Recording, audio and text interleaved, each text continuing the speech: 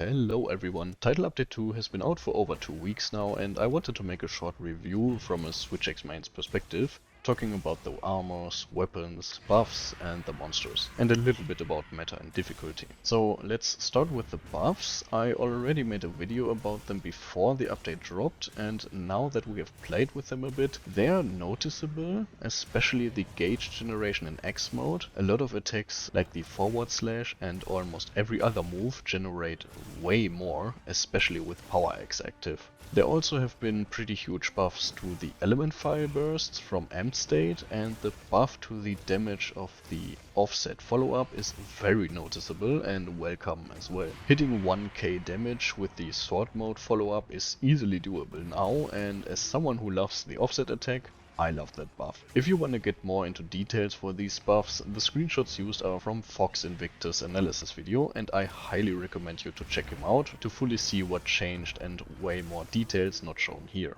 Shout out to Fox for his consistent work and analysis for Switch Axe. Did the buffs finally shake the meta of FRS spam? No. Pretty simple. While it is more rewarding to play with element files and use the regular moveset in spamming FRS now, FRS is still the best damage option available to us. Even the buffs to Morph, Double Rising Slash and Triple Slash aren't enough, and especially not enough to justify Rapid Morph as a priority over Crit Boost. We still need more work, and to put it in the devs' words, significant increases to all damage from morph attacks and a follow-up to the ZSD, ideally Soaring Wyvern Blade done with the Slinger instead of wire bugs. So a step in the right direction, but not enough. In any upcoming feedback sessions, be sure to address buffing Switch Axe, but not FRS. I don't know if it helps, but I'll mention clearly that FRS should not be buffed in any way, and instead the rest of the kit. And honestly, I would take a nerf to FRS if it doesn't become too weak to ever consider it, or just make it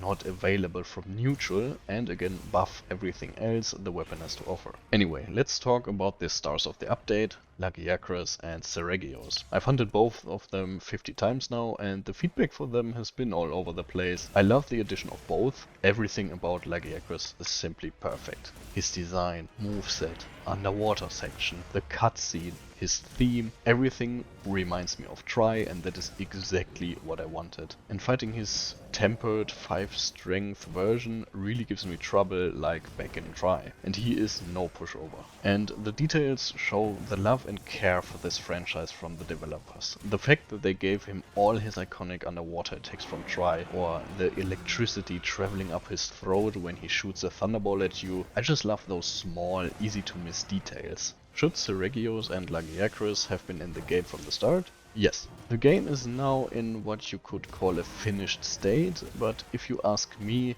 it is Capcom's and the investors' fault, and I have nothing but respect for the developers that actually work on the game. Having to work on this engine designed for things like Resident Evil, being forced to release the game earlier than planned for the investors and shareholders, leading to the insanely negative feedback for performance issues and missing content, and now even having to deal with threats, which is unacceptable no matter who you think you are. All the criticism is valid. The performance, difficulty of the base game, lack of content and systems like layered weapons missing, everything totally valid, and while it breaks my heart to see the negative reviews, if the game straight up doesn't work, they are deserved. But you are a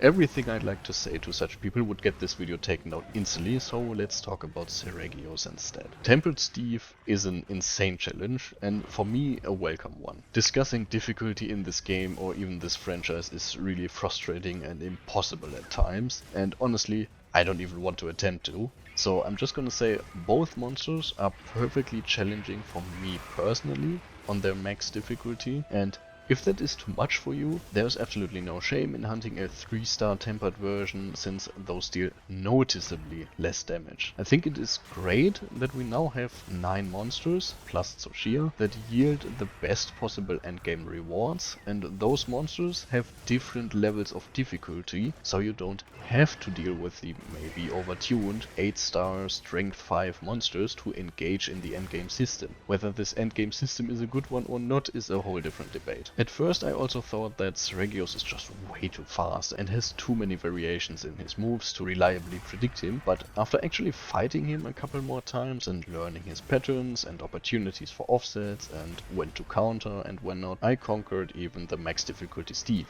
even without bleed resistance now. And this is Monster Hunter, isn't it? You encounter a new monster, get stomped by it, you adjust your gear and learn the monster's moveset to overcome it and take it down, you find out where its weak spots are, learn openings, and you get better and better, faster and faster clear times, and you craft your well-deserved gear. Like, what would good difficulty look like to you if you don't need to adjust your equipment? You can always run the exact same gear without any drawbacks. The monster doesn't deal enough damage to kill you in 2 shots or with 1 or 2 well telegraphed one-shot attacks mixed in there. It doesn't chain multiple attacks together, so you can literally just counter everything, and it also can't have a lot of HP because then the fight drags on for too long. I kinda want to make a video about difficulty, but that topic always turns to shit when discussing it, so yeah. I don't know if I want to deal with that, but I'd be interested in a discussion, so I probably will eventually when I have the time for it. Anyway,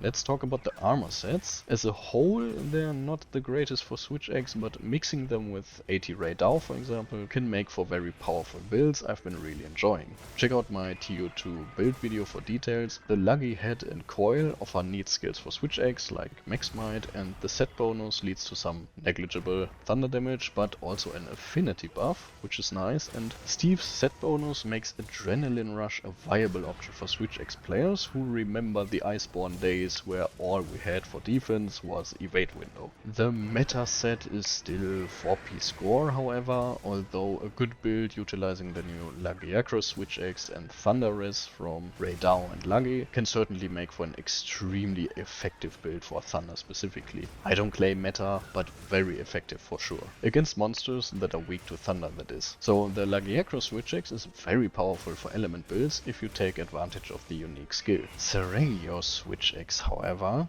I will not forgive this. I already ranted about this in my build video, so yeah, I gotta watch my blood pressure here. Just give it a power file. A bit more sharpness and maybe the blade scale hone protect for about 6 hits. Done. Super powerful weapon right there. But this? Anyway, one can hope that they change it to a power file. At least it is a very cool layered weapon for now. And to form a quick summary, I'm still enjoying Wilds and this iteration of Switch Axe. I recently hit over 1000 quests with it and I'm far from done. All buffs are welcome, but we still need a lot of work to take down the FRS over reliance. Both monsters are fantastic, challenging in their own ways with new useful pieces to craft, except for you. Beautiful weapons, and the fact that I can wear this armor again is unbelievable to me. Performance got improved for me personally, but I know there are still lots of issues for many of you. Everything from the last 2 title updates should have been the release state of the game, but let's call it greed from the higher ups that got us in this situation. And while the dev team isn't perfect and has questionable design choices for sure, I love playing Wilds and I can't wait for the next Festival of Accord and seeing the first details of Title Update 3 drop, and to stream the game more and play together with my community. I hope to see you on the next videos and streams, and until then, happy hunting everyone.